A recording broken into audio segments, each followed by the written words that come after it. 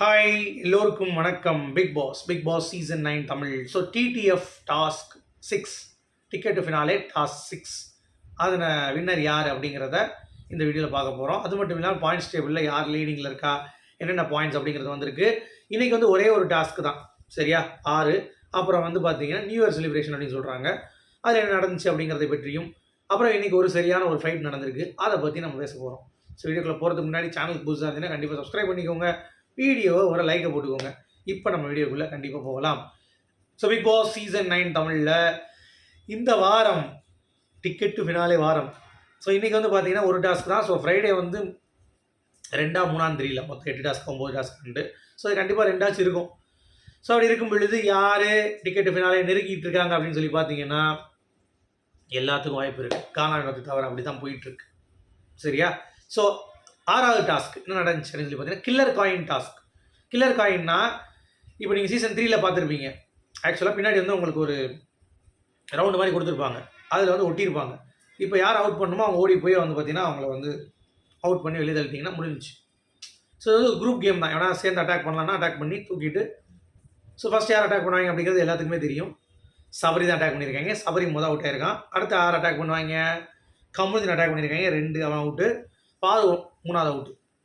So லாஸ்ட்டாக 3 point எடுத்தது வந்து பார்த்தீங்கன்னா சபரி 1 பாயிண்ட்டு, கமருதீன் 2 பாயிண்ட்டு, பாரு 3 பாயிண்ட். சரி, அப்போ யார் ஜெயிச்சான்னீங்கன்னா இந்த வட்டம் டாஸ்க் பீஸ்ட்டு சொல்லக்கூடிய நம்ம கானா வினோத் அவர்கள் வெற்றி பெற்றுவிட்டார் அப்படிங்கிறது தான் அப்டேட்.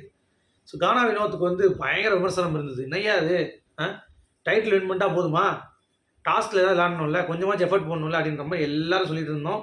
அதுக்கேற்ற மாதிரி கானா வினோத் வந்து பார்த்தீங்கன்னா எஃபர்ட் போட்டார். ஆனால் ஜெயிக்க முடியல. ஏன்னா அவருக்கு மைண்ட் டாஸ்க்கு, கொஞ்சம் பசில் ரிலேட்டட் டாஸ்க் எல்லாமே வந்து கொஞ்சம் கன்ஃபியூஷனாக இருக்குது. ஸோ இந்த டாஸ்க் வந்து பிசிக்கல். ஸோ கண்டிப்பாக கானா அடிச்சுதான் நினச்சேன். அதுக்கேற்ற மாதிரி கானா வந்து முதல் தன்னுடைய வெற்றியை பதிவு பண்ணி விட்டார் அப்படிங்கிறது தான். ஸோ வாழ்த்துக்கள். ஏன்னா அவர் தோற்றுருந்தாருன்னா என்னங்கடா ஏன்னா டைட்டில் வின்னருக்கு வந்து சோதனை அப்படின்ற மாதிரி இருக்கும். பட் ஜெயிஸ்டர் அப்படிங்கிறது பார்க்க முடியுது. ஓகேவா? இதில் பாயிண்ட்ஸ் 6வது டாஸ்கில் கானா வின் பண்ணியிருக்காரு. பாயிண்ட்ஸ் வந்து பார்த்தீங்கன்னா ஃபஸ்ட்டில் இருக்கிறது லீடிங்கில் சபரி. 6வது டாஸ்க்கு அப்புறம் லீடிங்கில் சபரி இருக்கான் முதல் இடம். 2வது இடம் பாரு. பாயிண்ட்ஸ் என்னன்னு தெரில, ஆனால் 2வது இடம் பாரு. 3வது இடம் கமருதீன். சரி, 4வது இடம் சாண்ட்ரா. 5வது இடம் விக்கல்ஸ் விக்ரம். 6வது இடம் அரோரா. 7 திவ்யா. 8 சுபி. 9 வினோத். ஸோ இதுதான் வந்து பார்த்தீங்கன்னா இன்னமும் போயிட்டுருக்கு அப்படிங்கிறது பார்க்க முடியுது. ஓகே, ஸோ இதில் டிக்கெட் ஃபினாலே வந்து வினோத்துக்கு இனிமேல் கஷ்டம்தான். ஓகேவா? சுபியிலிருந்து சபரி வரைக்கும் யாருனாலும் எடுக்கலாம் அப்படின்ற மாதிரி தான் போகுது கேம். ஏன்னா எல்லாம் வந்து ரொம்ப பெரிய டிஃப்ரென்ஸ் இல்லை. சபரிக்கு சுபிக்கு 12 பாயிண்ட் தான் வித்தியாசம், 12-13 அவ்வளோதான். கானா தான் ரொம்ப வந்து பார்த்தீங்கன்னா பாயிண்ட்ஸ் கீழே இருக்கார் அப்படிங்கிறது பார்க்க முடியுது. ஸோ அவர் தொடர்ந்து 2 டாஸ்க்கு 9 எடுத்தால் கூட கஷ்டம் தான் ஜெயிக்கிறது. கானா மட்டும்தான் ரூல்ட் அவுட். ஓகேவா? டிடிஎஃப் வின் பண்ண முடியாது அவரால். மிச்சம் எல்லாத்துக்கும் வாய்ப்பு வந்து இருக்குது அப்படிங்கிறது நம்மளால் வந்து பார்க்க முடியுது. ஓகே, ஸோ இது ஒன்று. அடுத்து இதில் ஸ்பாயில் பண்ணியிருக்கா யார் டாஸ்க் அப்படின்னு சொல்லி பார்த்தீங்கன்னா விக்கல்ஸ் விக்ரம் ஸ்பாயில் பண்ணியிருக்காரு, சுபிக்ஷா அரோரா. இந்த 3 பேருமே விளையாடுறதுக்கு கொஞ்சம் சண்டை போட்டு அங்கங்கே கொஞ்சம் ஒரு மாதிரி க்ரியேட் பண்ணி இந்த டாஸ்க் வந்து ஸ்பாயில் பண்ணுவாங்களா, அந்த மாதிரி வந்து இந்த வட்டம் task spoilers 6th task டிடிஎஃப்ல Vikkals சுபி அரோரா அப்படின்ற மாதிரி சொல்கிறாங்க, சரியா? டாஸ்க்கு முன்னாடியா டாஸ்க்கு பின்னாடியா அப்படிங்கிறது தெரியல. ஆனால் சாண்ட்ரா ஒரு மிகப்பெரிய ஒரு ஃபைட் கமருதீன் கிட்ட வந்து வச்சுருக்காங்க.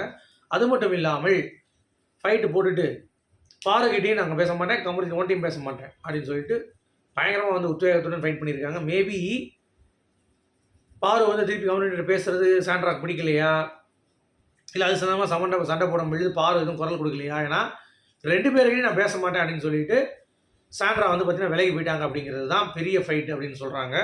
ஸோ இன்றைக்கி அவ்வளோதான், இதுதான் நடந்திருக்கு அப்படிங்கிறது தான். ஸோ மெயினாக டிக்கெட் டு ஃபினாலே டாஸ்க் 6 மட்டும்தான். அப்புறம் நியூ இயர் செலிப்ரேஷன்ஸ், அப்புறம் இந்த fight Kamaruddin fight with Sandra, சரியா? சரி, நியூ இயர் செலிப்ரேஷன் என்ன நடந்திருக்குன்னு பார்த்தீங்கன்னா 30 சாங்ஸ் வந்து ப்ளே பண்ணப்பட்டிருக்கு. நியூ இயருக்கான இந்த டின்னர்ஸ் உள்ள வந்து அவங்க சாப்பிட்றதுக்கெல்லாம் சாப்பாடு 30 சாங்கும் சரியான வைப்பில் 7th சீசனில் ஆடினாங்க பார்த்தீங்களா, ஜாலியாக அந்த மாதிரி வந்து ஒரு வைப். அதனால தான் ஒரு டாஸ்க் வச்சுருக்காங்க. ஸோ இன்றைக்கி ஃபுல்லாகவே செலிப்ரேஷன் அப்படின்ற அந்த மாதிரி ஒரு ஜேனர் தான் போகுது. ஓகேவா? So new year celebrations with dinner, அது மட்டும் இல்லாமல் ஒரே ஒரு டாஸ்க் அப்படிங்கிறது தான் இன்றைக்கி. சரி, பாரதி கமருதீன் நிலைமை என்ன? அவங்க இந்த டாஸ்கில் 2 பேரும் வந்து பார்த்தீங்கன்னா டான்ஸ் ஆடுற வரைக்கும், அதாவது டான்ஸ் ஆடினாலும் தெரியல, பட் தேர் ஓகே அப்படின்ற மாதிரி தான் தோணுச்சு. அப்படி தான் சொல்கிறாங்க. என்னடா இதுக்கு பருத்தி மூட உடவுகளே இருக்கலான்ற மாதிரி சொல்லலாம். அவருடைய கருத்துக்கள்.